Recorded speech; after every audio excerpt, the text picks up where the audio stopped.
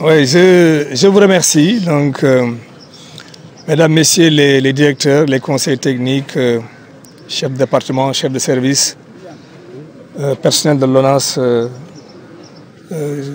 monsieur le représentant des acteurs de la lutte contre les inondations, mesdames, messieurs. Donc, nous sommes ici ce matin au niveau de la station de Cambérène pour procéder au lancement officiel des opérations pré-hivernage pour l'année 2024. Comme vous le savez, l'Office national de l'assainissement du Sénégal a une mission particulièrement importante dans le domaine de l'assainissement des eaux usées, mais également dans le domaine de l'assainissement des eaux pluviales. Et nous savons tous que nous sommes à quelques mois de l'hivernage, comme nous l'avons fait l'année dernière.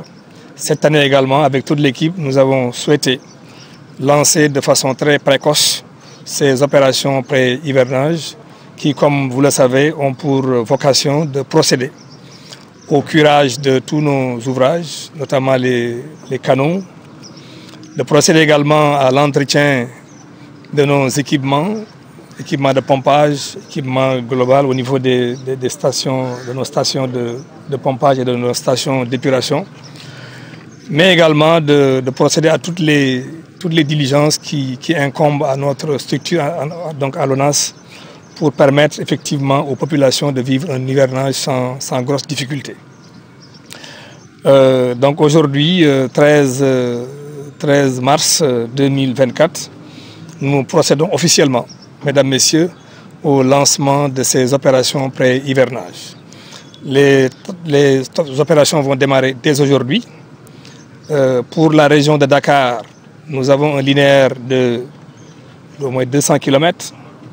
Les 50% feront l'objet d'un curage préventif assez rapidement, sur une période qui ne va pas dépasser 96 jours.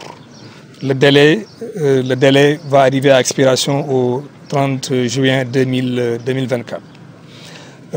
S'agissant des régions, nous avons également un linéaire qui tourne autour de 175 km.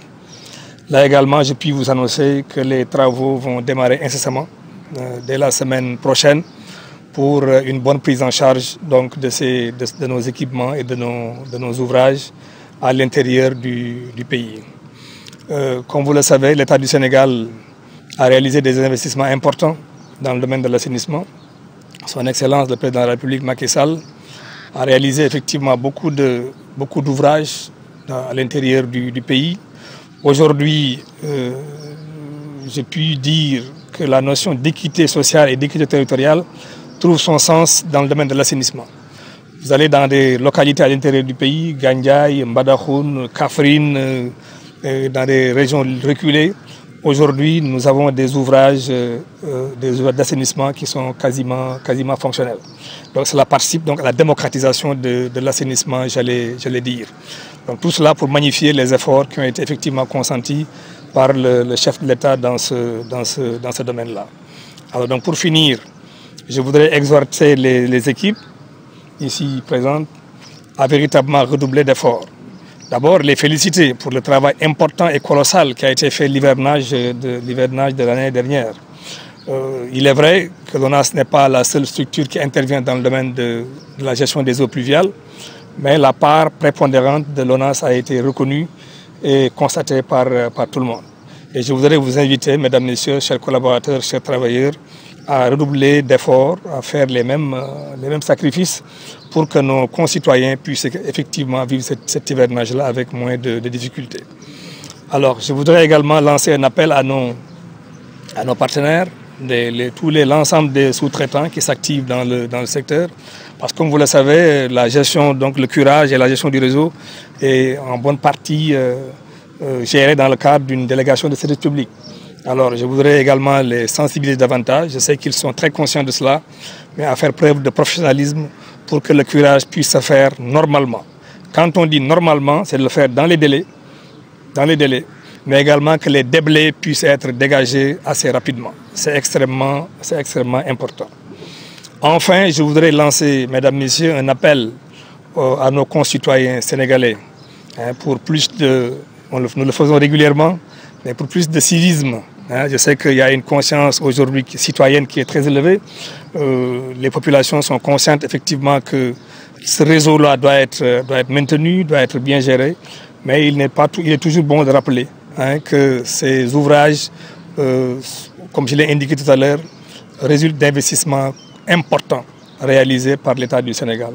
Donc je voudrais profiter de cette occasion pour leur demander de veiller à ce réseau-là, de faire en sorte, en tout cas d'éviter de jeter des déchets solides, en tout cas des objets qui peuvent empêcher l'écoulement normal des eaux. Parce que comme vous le savez, une voie d'eau, elle est naturelle. Alors si on met des objets solides, naturellement, comme je l'ai indiqué, cela peut impacter la bonne circulation et l'écoulement de ces eaux-là. De toute façon, l'ONAS, en ce qui le concerne, fera des spots télévisuels, effectivement, pour accroître cette sensibilisation-là vis-à-vis du public. Donc voilà, mesdames, messieurs, le propos liminaire que je voudrais adresser ce matin à vous-même et à l'ensemble de nos concitoyens, à mon nom propre, mais également au nom du ministre de l'Eau et de l'Assainissement, mais également au nom du ministre, auprès du ministre de l'Eau et de l'Assainissement en charge de la prévention et de la gestion des inondations. Je vous remercie de votre attention. Avant une question. Alors, il sera très difficile ici d'évaluer le coût des opérations, mais toujours est-il que l'ONAS a un budget conséquent, pour effectivement répondre à cette demande-là. Et les services sont prêts, les moyens seront mis à disposition. Aujourd'hui, vous avez vu ici les moyens importants, colossaux, qui ont été donnés par l'État du Sénégal. Je rappelle que pas moins de 24 milliards ont été débloqués ces 2 dernières années par l'État du Sénégal pour doter ONAS de tous ces équipements-là que vous avez vus, notamment des camions hydrocureurs, des moyens extrêmement importants, des motopompes et des équipements qui permettront de soulager ces populations-là.